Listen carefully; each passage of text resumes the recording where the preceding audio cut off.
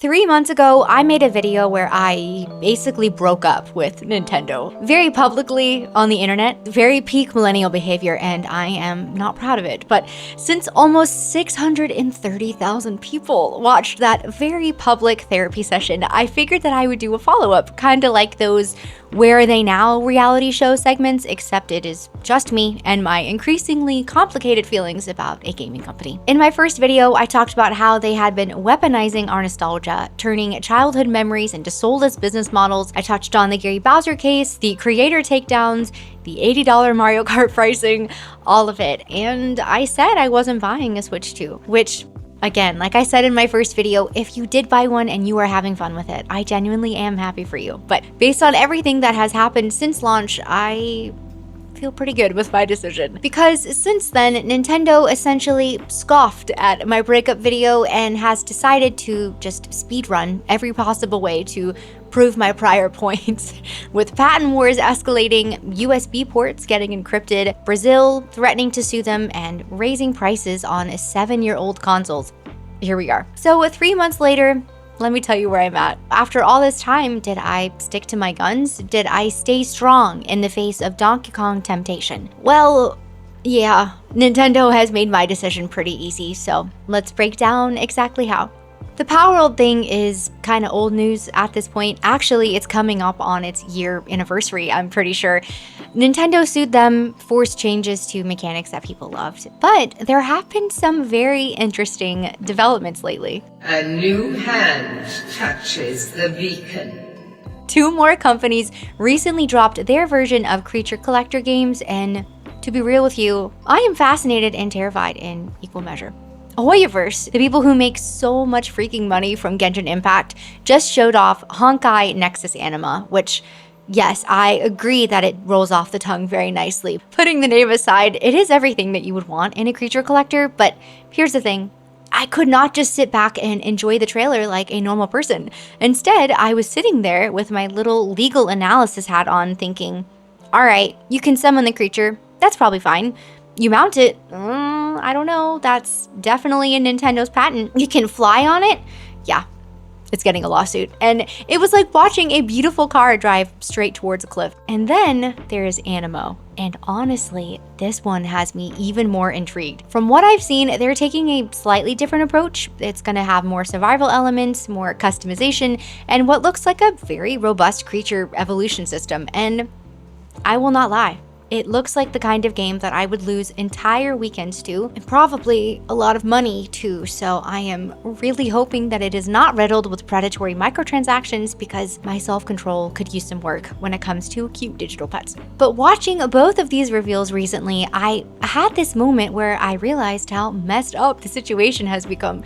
Here are 2 totally different companies, one with massive resources, one very clearly passionate about their project, showing off mechanics that look incredible, innovative, fun, and instead of being able to just be excited about it, I was sitting here playing patent lawyer bingo. And it's wild because for years, literally years, everyone has been saying Pokemon needs real competition. Game Freak needs to be pushed to innovate. Then we saw what happened with Power World. It lit a fire underneath the whole genre. People got excited about creature collectors again, and apparently what has happened to Power World has not deterred these other developers, and honestly, good for them. Now we are finally getting companies with actual resources willing to try something in that space. Hoyoverse has that we can fight Nintendo in court and not even notice the legal fees type money. They have international reach, experienced legal teams, and a track record of taking on established giants.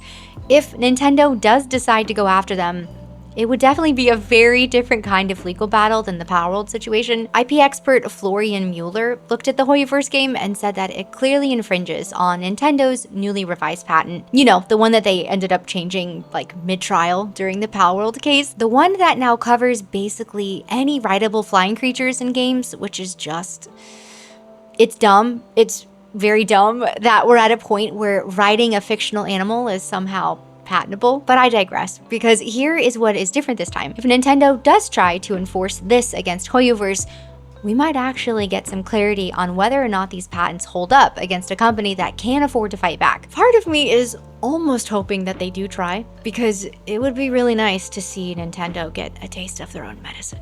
But patents are just the beginning. Nintendo looked at that situation and thought, you know what? We are not controlling enough things yet. For a quick recap, Nintendo's terms allow them to permanently brick switch 2 hardware if they have decided that you violated their rules. This got so bad after release that Brazil's Consumer Protection Agency called this abusive and gave them 20 days to rewrite it or face a lawsuit, which, Brazil, you have been crickets at this point, so I feel like you might have just been blowing hot air. But here is the fresh nightmare and something that I just learned about from a Linus Tech Tips video the other day. They actually encrypted the Switch to USB-C port. Yes. Nintendo took a universal standard port and added encryption specifically to lock out most third-party accessories, claiming piracy protection or whatever it is that they always say. Now, I have been using third-party docks for my original Switch for years because Nintendo's original dock scratched my screen and honestly is just not that great to use. So when I heard that they encrypted the new port to prevent that, my mind was kind of just blown a little bit. Companies like JSaw and other third-party manufacturers have had to pause production on Switch 2 products because Nintendo's encryption just breaks their stuff. Nintendo looked at a universal standard and said, actually no, that's not universal anymore. Only our approved accessories work. Like, just think about that for a second. It is your $450 console that you bought and paid for, but Nintendo gets to decide what cables you can plug into it, even though it's USB-C, and that is supposed to be, for the most part, universal. This really is the greed they talk about in the Bible. This is not about preventing piracy. This is about Nintendo deciding that even something as basic as what dock you prefer should always go through them first. And if you bypass their encryption, well, refer back to that whole console bricking thing. Now let's talk about what happened to those affordable options Doug Bowser mentioned when the Switch 2 first launched. You remember that too, right? When he suggested people could just stick with the original Switch if the new one was too pricey? Well, about that. For the first time in industry history, Nintendo raised prices on their old models. The basic Switch jumped from $299 to $339, and the OLED went from $349 to $399. So now the budget option is only $50 less than the Switch 2. And the excuse that they gave us were tariffs and market conditions. And to be fair, they were not alone in this decision. Sony and Microsoft did the exact same thing. But here's what really gets me though.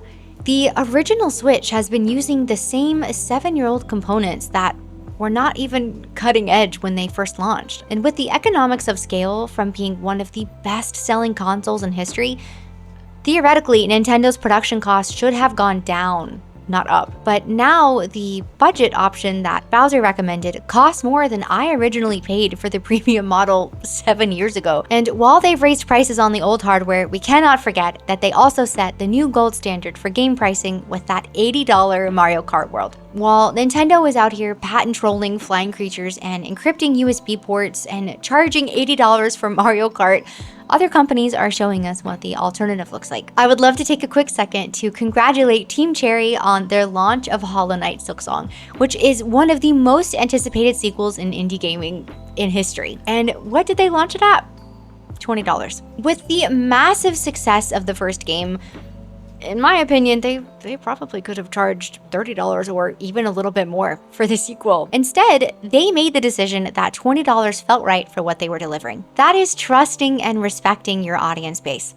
That is saying that we believe our game is so good, there is zero reason to price hike it. And I have mentioned these at length at this point, but other games are doing this too. Baldur's Gate 3, Hi-Fi Rush, Lies of P, Clair Obscur, incredible games with real creative vision launching at or below $60. These developers, some of them which are very small, are taking big risks and somehow still finding ways to be way more accessible than Nintendo's 17th Mario Kart. The contrast is just really sad. Nintendo's first-party lineup for the rest of the year going into 2026 is looking pretty bare bones at this point, but they continue to spend so much more energy and money on lawsuits rather than innovation, more time encrypting universal ports than creating games. And then you have teams like Cherry, who have spent the last 7 years working to make something incredible and trusting that the quality will speak for itself. So here is where I'm at 3 months after my very public Nintendo breakup. I don't regret it. Not even a little bit. If anything, having this distance from them has given me more clarity, because every patent lawsuit development, every encrypted port, every console bricking, every price increase just reinforces that Nintendo has fundamentally lost the plot. And like I came to discover in my first video, this is not just corporate overreach or only anti-consumer behavior. It is systematic control over every aspect of how we interact with their products, and it has only gotten worse. And that girl who ugly cried at the Breath of the Wild trailer is still in here. Deep down in her heart, she still believes in that Nintendo magic. But she is also tired of watching a company choose control over creativity, litigation over innovation every time.